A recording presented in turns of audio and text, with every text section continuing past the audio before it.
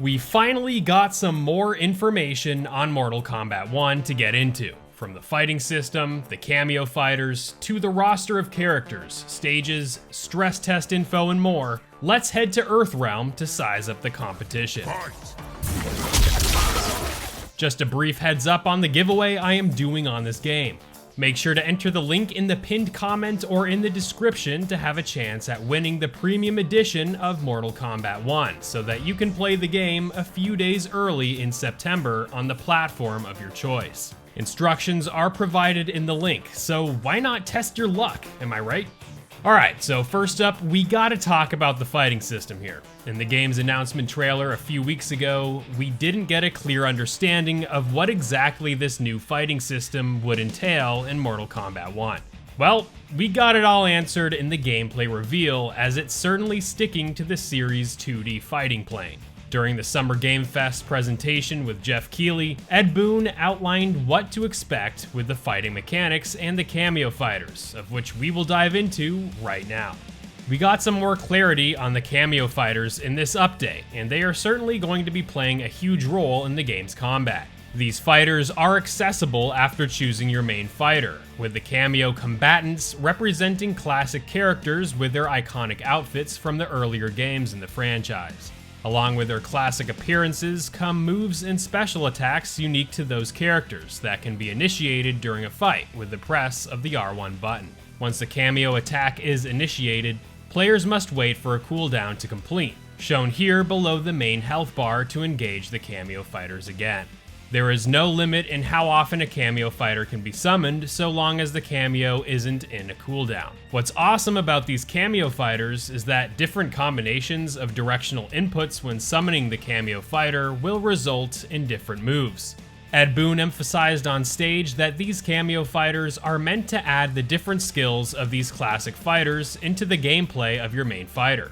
With some of the cameo roster of Sonya, Kano, Jax, Stryker, Goro, and Sub-Zero, there are many more on the way that haven't been mentioned here, with Ed Boon saying there are some awesome reveals in store as we approach the game's release in September. Speaking of such characters, who do you think this particular figure is on the throne here? Are you thinking Sindel like I am? Go ahead and like the video if you think this is Sindel, and let me know your thoughts in the comments below about what you think about the cameo fighter system implemented here in MK1. I think this is a pretty awesome addition and could really add that layer of depth that continues to elevate Mortal Kombat as an incredible fighting franchise. Let's now transition to a more in-depth look at the fighting system at play here, and look into some of the observations I had in the day-to-day combat.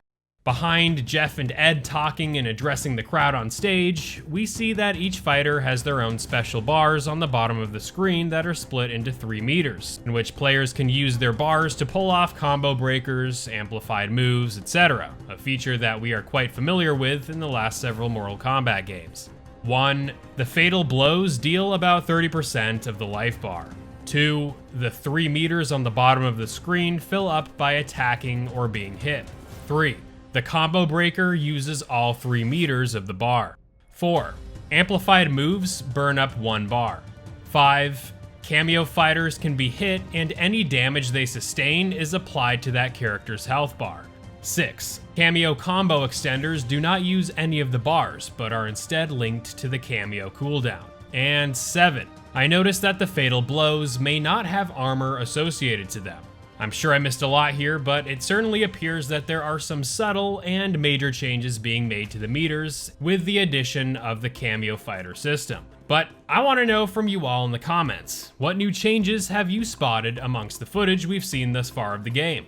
As for the roster of characters here in the game, we didn't really get much confirmation in the way of new characters since the debut trailer, with the only characters officially revealed being Liu Kang, Kung Lao, Scorpion, Sub-Zero, Raiden, Kitana, Mileena, Shang Tsung, and Johnny Cage, with Kenshi being the only playable character we know who got revealed during Summer Game Fest. Let's hope that Sindel will be playable, right? And Stryker too, that would be pretty freaking awesome. We can also see that there are going to be 24 characters here going by the allocated slots on the selection screen, which is about on par with Mortal Kombat 11, because I think that game had about 25 fighters, with Frost being an extra unlockable. With Shang Tsung being a pre-order bonus, whether he extends the roster to 25 or not is something I am unsure of, but regardless, expect the roster to expand greatly with the Kombat Pack and future content. Make sure to watch this video I did here in this card to get a better idea of who to potentially expect with the Kombat Pack. As for the cameo fighters, there are 16 slots available, with more likely to be added with future DLC. The fighters we know from Summer Game Fest who will be present as cameo fighters are Stryker, Sonya, Kano, Jax, Goro, and Sub-Zero. As always, let me know if I'm missing anyone there. Alright, let's move on to the stages in the game. Before we get into it, let's just commend NetherRealm Studios for creating some absolutely incredible looking stages here. The colors contrast so well with the action taking on place, and with the pedestrians in the background reacting to the fights is some seriously awesome stuff. So far, I believe we've seen around 7 stages, with the stage select screen letting us choose the time of day, a cool feature added to provide more depth to these already fantastic looking arenas. In this screenshot here, we see the Fangjian Tea House, and next to it, it looks like the home of Johnny Cage. Can't wait to see the story unfold here, right? This appears to be an ancient temple. This one, a Shaolin temple. Here looks like Kitana's garden. This one looks like the living forest from Mortal Kombat 2, right? Let's hope stage fatalities are present here. And this one looks like a Lantern Festival backdrop. Again, these stages just scream with beauty, sporting a high attention to detail. Great job, NetherRealm Studios. I mean, seriously, great job.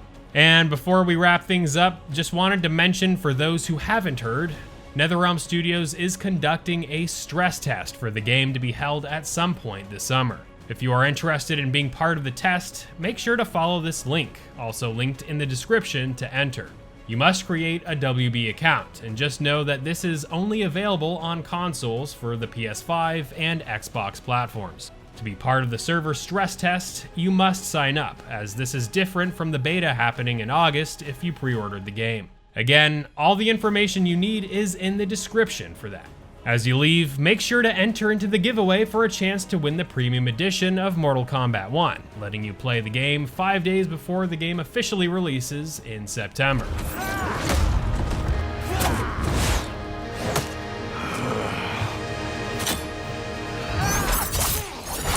I have had enough of you. Then go, before I put you down. Fight.